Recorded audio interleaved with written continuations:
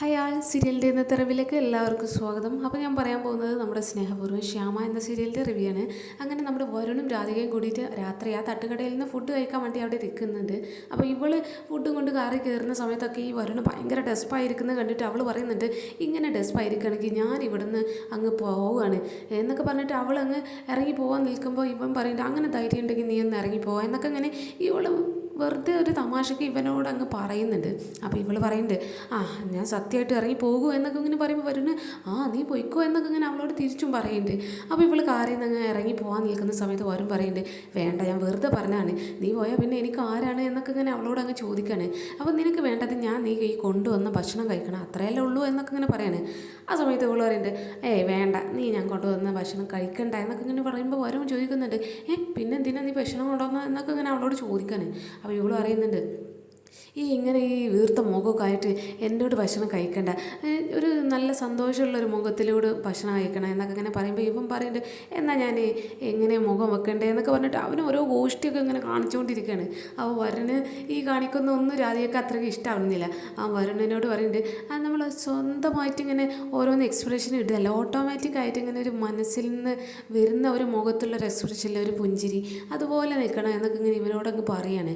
അപ്പോൾ ഇവന് അറിയാതെ അങ്ങ് ചിരിച്ചു പോകുന്നുണ്ട്. അപ്പോൾ ഇവൾ പറയുന്നുണ്ട്, ഇതാണ് വേണ്ടത് എന്നൊക്കെ ഇങ്ങനെ അവനോട് അങ്ങ് പറയാണ്. അപ്പോൾ എന്തായാലും ഇവർ പറയുന്നുണ്ട്, എന്നാൽ നീ കൊണ്ടുവന്ന ഭക്ഷണം കഴിക്കാം എന്നൊക്കെ പറഞ്ഞിട്ട് അവർ രണ്ടുപേരും ആ ഭക്ഷണം അങ്ങനെ കഴിക്കാണ്. പിന്നെ നമ്മുടെ ശ്യാമ വീട്ടിൽ ഇങ്ങനെ ഇരുന്നിട്ട് ആ അഖിൽ സാറിൻ്റെ ഫോട്ടോയിൽ ഇങ്ങനെ നോക്കിയിട്ട് ഇങ്ങനെ സംസാരിക്കുകയാണ്. കഴിഞ്ഞു പോയ കാര്യങ്ങൾ അവരുടെ തീരുമാനങ്ങൾ എല്ലാം അഖിൽ സാറിനോട് ഇങ്ങനെ ഷെയർ ചെയ്തുകൊണ്ടിരിക്കുകയാണ്. അപ്പോൾ അഖിൽ സാറിനോട് പറയുന്നുണ്ട്, നമ്മുടെ മോൾക്ക് വേണ്ടിയിട്ട് ഞാൻ എടുത്ത ഈ തീരുമാനം ശരിയല്ലേ, കാരണം അവളെ അത്രയും റിസ്ക് എടുത്ത് അവളെ സംരക്ഷിക്കുന്നത് അവരാണ്. അപ്പോൾ അവർക്കൊരു പ്രശ്നം വരുമ്പോൾ നമ്മളല്ലേ സഹായിക്കേണ്ടത് എന്നൊക്കെ ഇങ്ങനെ ഈ ഫോട്ടോക്ക് മുന്നിൽ ഇരുന്നിട്ട് ശ്യാമ അങ്ങനെ സംസാരിക്കുന്നുണ്ട്. അവളെ അത്രയും സംരക്ഷിക്കുന്നു, അവളെ അത്രയും സ്നേഹിക്കുന്നുണ്ട് നമ്മുടെ മകളെ.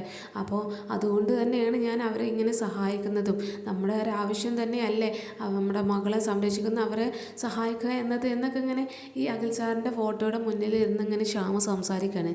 അപ്പോൾ ശ്യാമ പറയുന്നുണ്ട്, എന്തായാലും ആറ്റുവാശ്ശേരിയിൽ അവളുടെ അച്ഛനും അമ്മക്കും ഒക്കെ ഞാൻ ഒരു നിശ്ചിത തുക എഴുതി വെച്ചിട്ടുണ്ട്, അവർക്കും വേണം പണം കൊടുക്കുക, കാരണം അവരാണ് നമ്മുടെ മകളെ എടുത്തതും വളർത്തിയതും സ്നേഹിച്ചതും എല്ലാം നമ്മുടെ മകളെ അവരാണ്. അപ്പോൾ അവർക്കുള്ള പണം കൂടി ഞാൻ എടുത്ത് വെച്ചിട്ടുണ്ട്, അവർക്കുള്ളൊരു സ്വത്ത് ഭാഗം ഞാൻ മാറ്റി വെച്ചിട്ടുണ്ട്, അത് കഴിഞ്ഞ് ആ കണിമംഗലത്തിനും കൊടുക്കണം, അവർ നമ്മുടെ മകളെ സ്വന്തം മകളായിട്ട് സ്നേഹിക്കല്ലേ എന്നൊക്കെ ഇങ്ങനെ പറഞ്ഞിട്ട് അവരുടെ ആ എടുത്ത തീരുമാനങ്ങളൊക്കെ ശരിയല്ലേ എന്നൊക്കെ അഖിൽ സാറിൻ്റെ ആ ഫോട്ടോ ഒക്കെ മുന്നിൽ ഇരുന്നിട്ട് ഇങ്ങനെ ഈ ശ്യാമ സംസാരിക്കുകയാണ്.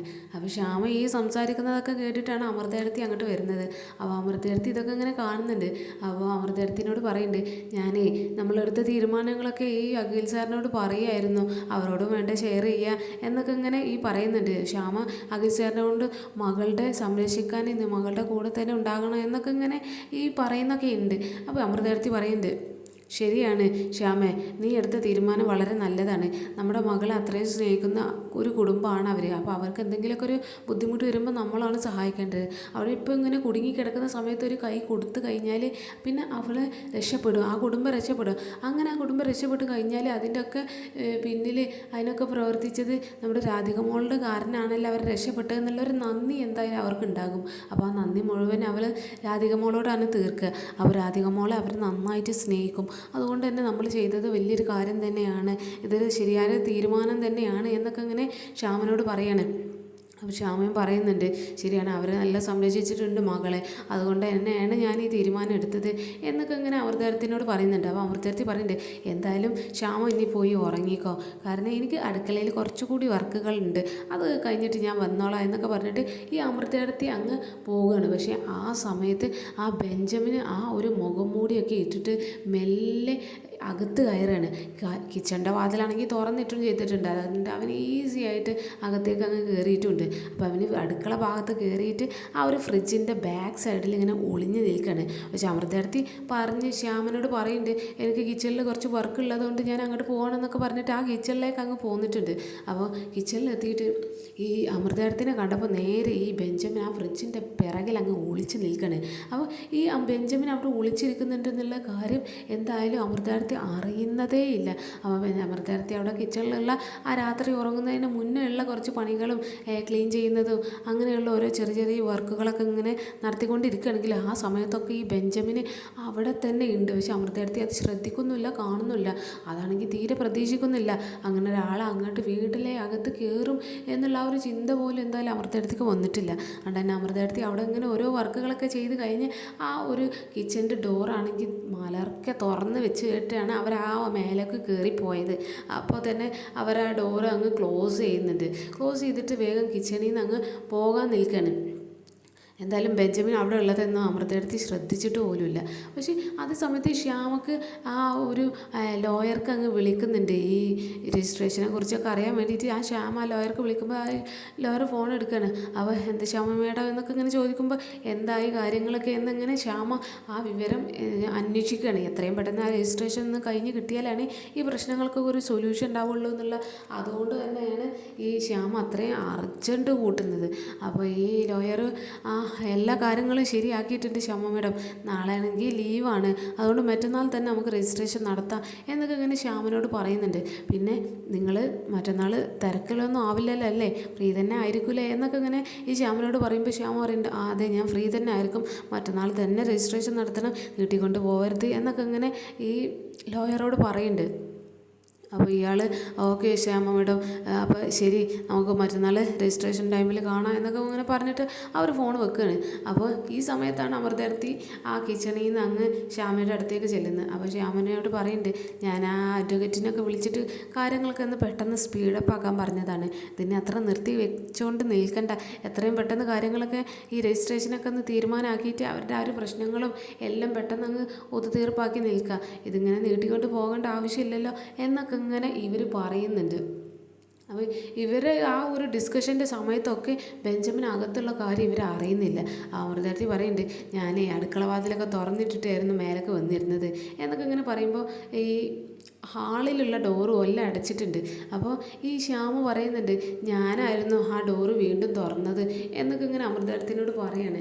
അപ്പോൾ അമൃതേടത്തിനോട് പറയുന്നുണ്ട് ഞാൻ ഈ വീടിൻ്റെ വാതിലൊക്കെ നീ അടച്ചു കഴിഞ്ഞപ്പോൾ എന്തോ ഒരു വീടിനകത്ത് പൂട്ടിയിട്ട പോലെയൊക്കെ ഇങ്ങനെ തോന്നും, അതുകൊണ്ടാണ് ഞാൻ വീടിൻ്റെ ഡോറൊക്കെ ഒന്ന് തുറന്നിട്ടത് ഒരു വിശാലമായിട്ട് നിൽക്കാൻ വേണ്ടിയിട്ട് എന്നൊക്കെ ഇങ്ങനെ ഈ ശ്യാമ ഇങ്ങനെ പറയുന്നുണ്ട്. അപ്പോൾ അമൃതേടത്തി പറഞ്ഞിട്ട് ആളുകൾ വിചാരിക്കും ഒരു വട്ടം അനുഭവം ഉള്ളതുകൊണ്ടൊന്നും പഠിച്ചിട്ടില്ല, വീണ്ടും വാതിലങ്ങ് തുറന്നിട്ടിരിക്കുകയാണ് എന്നൊക്കെ ആളുകൾ അങ്ങനെയൊക്കെ പറയും എന്നൊക്കെ ഇങ്ങനെ ഈ അമൃതേടത്തി ഒരു തമാശ രൂപേണ ഇങ്ങനെ പറയുന്നുണ്ട്. കാരണം മുന്നേ തന്നെ ഒരു കള്ളൻ കയറിയതാണ്, അതുകൊണ്ട് ആ ഒരു വീടിയിൽ ഇനി ഡോറ് തുറക്കാതെ അടച്ചിടും എന്നൊക്കെ ആയിരിക്കും ഈ നമ്മൾ വിചാരിക്കുന്നതെങ്കിലും പക്ഷെ ആളുകളിപ്പോൾ വിചാരിച്ചത് നമ്മൾ ആണെങ്കിൽ ഇതൊന്നും പേടിക്കാതെ വീണ്ടും ഈ തെറ്റ് എന്നെ റിപ്പീറ്റ് ചെയ്ത് എന്നൊക്കെ വിചാരിക്കും എന്നൊക്കെ ഇങ്ങനെ ഈ അമൃതേടത്തി പറഞ്ഞിട്ട് അവരങ്ങ് കിടക്കാൻ പോവാണ്. ഞാൻ കിടക്കാൻ പോട്ടെ ശ്യാമ എന്നൊക്കെ ഇങ്ങനെ പറഞ്ഞിട്ട് അവരങ്ങ് കിടക്കാൻ പോകുമ്പോൾ ഈ ശ്യാമയും ഉറങ്ങാൻ വേണ്ടിയിട്ട് അവരെ റൂമിലേക്ക് ഇങ്ങനെ പോയി ആ സ്റ്റെപ്പിൻ്റെ അവിടെ എത്തുന്നത് വരെ ഈ ബെഞ്ചമിന് അമൃതയാണെങ്കിൽ പോയും ചെയ്ത് ശ്യാമ മാത്രമേ ഉള്ളൂ. അപ്പോൾ കൊല്ലാൻ ഈസിയായി എന്നൊക്കെ വിചാരിച്ചിട്ട് ഇവർ മെല്ലെ പിറകിൽ തന്നെ ശ്യാമയുടെ പിറകിൽ തന്നെ അങ്ങ് പോവാണ്. അപ്പോൾ ശ്യാമ മുകളിലേക്കുള്ള സ്റ്റെപ്പ് അങ്ങ് കയറുന്ന സമയത്ത് ഈ ബെഞ്ചമിന് അവരെ പിടിച്ചങ്ങ് തിരിച്ച് അങ്ങ് കത്തി കൊണ്ട് കുത്താൻ നിൽക്കുകയാണ്. അപ്പോഴാണ് ശ്യാമ കാണുന്നത് ഒരു കൊലയാളി പിന്നിലുള്ളത്.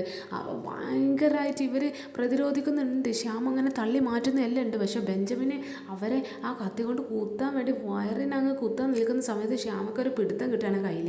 അപ്പോൾ ഇവരങ്ങ് തള്ളി മാറ്റുന്നൊക്കെ ഉണ്ട്. അപ്പോൾ ഇവിടെ പിടിയും വലിയൊക്കെ അങ്ങ് കൂടുകയാണ്. അവൻ ബഹളക്കായി ഭയങ്കരമായിട്ട് ഇവരങ്ങ് ആക്രമിക്കുന്നതിനൊക്കെ ചെറുത്ത് നിൽക്കുന്നുണ്ടെങ്കിലും ശ്യാമെങ്കിലും ഇയാൾ അവരെ അങ്ങ് തല്ലി വീഴ്ത്തുന്നൊക്കെ ഉണ്ട്. എന്നിട്ട് മുഖത്തൊക്കെ തല്ലി തല്ലി തല്ലി തല്ലി ചതക്കുകയാണ് ഈ ബെഞ്ചമിൻ ഈ ശ്യാമനെ. ഈ കാഴ്ച കണ്ടിട്ടാണ് നമ്മുടെ അമൃതേടത്തി അങ്ങ് വരുന്നത്. അപ്പോൾ അമൃതേടത്തി ഈ കാഴ്ച കണ്ട് വേഗം ഓടി ആ ശ്യാമനെ അങ്ങ് രക്ഷിക്കാൻ നോക്കുകയാണ്. അവൻ ഒരു പൂച്ചട്ടി എടുത്തിട്ട് അവരുടെ പുറകിൽ ഒറ്റ ഏറങ്ങ് എറിഞ്ഞു കൊടുക്കുകയാണ്. അപ്പോൾ ഏറ് കണ്ടപ്പോൾ പിന്നെ ബെഞ്ചമിൻ തിരിഞ്ഞു നോക്കുമ്പോൾ അമൃതേടത്തിയും വരുന്നത് ഈ ബെഞ്ചമിൻ കാണാൻ. അപ്പോൾ പിന്നെ അമൃതേടത്തിനെയും കൂടി ആക്രമിക്കാൻ നിൽക്കുകയാണ് ഈ ബെഞ്ചമിന്. അപ്പോൾ അമൃതേടത്തിനെയും പോയി തല്ലാൻ നിൽക്കുന്ന സമയത്ത് ശ്യാമ പിറകിൽ നിന്ന് രക്ഷപ്പെടുത്താൻ നോക്കും. അങ്ങനെ ഇവർ രണ്ടുപേരെ അങ്ങനെ ഇവരിങ്ങനെ കൊല്ലാൻ വേണ്ടിയിട്ട് ഇങ്ങനെ ട്രൈ ചെയ്തുകൊണ്ടിരിക്കുകയാണ്. അപ്പോൾ ശ്യാമാണെങ്കിൽ ഒരുപാട് രക്ഷപ്പെടാൻ നോക്കുന്നുണ്ട്, ഇവരെ അങ്ങ് ചെറുത്ത് നിൽക്കുന്നൊക്കെ ഉണ്ട് രണ്ടുപേരും. പക്ഷേ യാതൊരു ഫലവുമില്ല, ഇവന് ഒരു പിടിയും കൊടുക്കുന്നില്ല. ഇവന് അവരങ്ങ് നന്നായിട്ട് ആക്രമിച്ചുകൊണ്ട് തല്ലിക്കൊണ്ടൊക്കെ നിൽക്കുകയാണ്. അപ്പോൾ രണ്ടുപേരും നന്നായിട്ട് തല്ലുന്നുണ്ട്. അപ്പോൾ ഇവനങ്ങ് ഈ ശ്യാമയുടെ പിറകെ പോയിട്ട് അങ്ങ് തല്ലാൻ വേണ്ടി നിൽക്കുന്ന സമയത്ത് ഇവർ ഒരു കത്തി എടുക്കുകയാണ്. അവസാനം ഇവർ ആ ശ്യാമയുടെ വയറ്റിൽ അങ്ങ് കത്തി കൊണ്ട് അങ്ങ് ആഞ്ഞു കുത്താവുന്ന സമയത്ത് ഒരു കൈ അങ്ങ് ഈ ബെഞ്ചമിൻ അങ്ങ് പിടിക്കുകയാണ്. അപ്പോൾ ഇവൻ നോക്കുന്ന സമയത്ത് ഉണ്ടാകുക നമ്മുടെ വരുൺ അവിടെ തന്നെ ഉണ്ട്. വരുണ് മാത്രമല്ല, വരുണിൻ്റെ കൂടെ തന്നെ ഈ രാധികയുണ്ട്. അപ്പം ഇവനെ കാണുന്ന സമയത്ത് ബെഞ്ചമിൻ അന്ന് പേടിക്കുന്നുണ്ട്. അവൻ്റെ കണ്ണുകൾ കണ്ടാൽ തന്നെ അറിയാം അവൻ നന്നായിട്ട് അങ്ങ് പേടിക്കുകയാണ്. ഇതുവരെയുള്ള ആ ഒരു പ്ലാനൊക്കെ ഫ്ലോപ്പായി പോകും, ഇവൻ എങ്ങനെ ഇവിടെ എത്തി എന്നുള്ള ചിന്തകളൊക്കെ വേണമെങ്കിൽ ബെഞ്ചമിന് വന്നിട്ടുണ്ടാകും. അപ്പോൾ ഈ ബെഞ്ചമിനെ ഇവന് കയ്യോടെ പിടിച്ചിട്ട് ആ കത്തി അങ്ങ് എറിഞ്ഞിട്ട് ഇവന് നന്നായിട്ട് അങ്ങ് പെരുമാറുന്നുണ്ട് ഈ വരുണ്. അപ്പോൾ ഇവന് തല്ലുന്നതിൻ്റെ ഇടയിൽ ബെഞ്ചമിൻ തിരിച്ചും തല്ലുന്നുണ്ട്. ആ സമയത്ത് വേഗം രാധിക അമ്മയുടെ അടുത്തേക്ക് അങ്ങ് പോകുന്നുണ്ട്, എന്തായാലും രക്ഷപ്പെട്ടല്ലോ എന്നൊക്കെ അങ്ങനെ വിചാരിച്ചിട്ട്. അപ്പോൾ തല്ലോട് തല്ല് ഭയങ്കരമായിട്ട് അങ്ങ് തല്ലാണ്. അപ്പോൾ തല്ലി ചതക്കുന്നതിൻ്റെ ഇടയിൽ ഈ ബെഞ്ചമിൻ്റെ ഈ മുഖം മൂടി അങ്ങ് ഊരാനൊക്കെ വരുണ് നോക്കുന്നുണ്ടെങ്കിലും ഈ ബെഞ്ചമിൻ അത് സമ്മതിക്കുന്നില്ല. അവസാനം ഈ ബെഞ്ചമിന് ചെറുത്ത് നിൽക്കാൻ കഴിയാതെ ഈ വരുൺ അങ്ങ് അവൻ്റെ മാസ്ക് അങ്ങ് ഊരാണ്. അപ്പോൾ ആ മുഖം കണ്ടിട്ട് വരുൺ ആകെ ഞെട്ടിപ്പോണ്. ബെഞ്ചമിന് അത്രയും വിശ്വാസത്തോടെ കൂടെ നിന്ന ഒരാളാണ് ഇവിടെ ഇങ്ങനെ കൊലയാളിയായി വന്നത് എന്നുള്ള ആ ഒരു ഷോക്ക് ബെഞ്ചമിനെ കാണുമ്പോൾ തന്നെ വരുണിന് അങ്ങ് വരുന്നുണ്ട്. അപ്പം ഇവൻ വീണ്ടും ഇവനങ്ങനെ പിടിച്ചു വെക്കാൻ നിൽക്കുകയാണ്. പക്ഷേ ബെഞ്ചമിൻ അവരൊക്കെ കൊതറി മാറി ആ വീട്ടിൽ നിന്ന് അങ്ങ് ഓടി രക്ഷപ്പെടുകയാണ്. അവൻ നേരെ ബൈക്ക് എടുത്തിട്ട് അവനങ്ങ് പോകുകയാണ്. അവൻ വരുണ ആകെ ആരാണ് ഇതിന് പിന്നിൽ എന്നുള്ള കാര്യങ്ങളൊക്കെ നല്ല വ്യക്തമാക്കിയിട്ട് തന്നെ മനസ്സിലാക്കുകയാണ്. അപ്പം വരുണ അകത്തേക്ക് വരുന്ന സമയത്ത് ഈ ശ്യാമ ചോദിക്കുന്നുണ്ട്, വരുണ നിനക്ക് കുഴപ്പമൊന്നുമില്ലല്ലോ എന്നൊക്കെ പറയുമ്പോൾ ഇല്ല ഒരു കുഴപ്പമില്ല എന്നൊക്കെ ഇങ്ങനെ പറയണേ. അപ്പോൾ ശ്യാമ പറയുന്നുണ്ട്, ആരാ അത്, എന്തിനാ അവരിങ്ങോട്ട് വന്നതാവോ എന്നൊക്കെ ഇങ്ങനെ ചോദിക്കുമ്പോൾ ഈ വരും പറയുന്നുണ്ട്, അതാണ് ബെഞ്ചമിന്, ഞാൻ അവനെ ഈ കണിമംഗലം ഗ്രൂപ്പിൻ്റെ മാനേജറായിട്ട് കുറച്ച് കാലം വെച്ചിരുന്നു എന്നൊക്കെ ഇങ്ങനെ പറയുമ്പോൾ ശ്യാം പറയുന്നുണ്ട്, ഇങ്ങനെയുള്ള കൊലയാളികളൊക്കെയാണോ ഒരു മാനേജറായിട്ട് വെക്കുന്നത് എന്നൊക്കെ ഇങ്ങനെ ശ്യാമ ചോദിക്കുമ്പോൾ ഈ വരുണ് പറയുന്നുണ്ട്, അവനെ ഞങ്ങൾ ചതിച്ചതാണ്, അവനെ വിശ്വാസം നേടിയെടുത്തിട്ട് അവിടെ കയറി കൂടിയതാണ്, അവൻ കയറി കൂടിയതിന് ശേഷമാണ് ഞങ്ങളെ കണിമംഗലം തകരാൻ തുടങ്ങിയത് എന്നൊക്കെ ഇങ്ങനെ ഈ വരുണ് പറയുന്നുണ്ട്.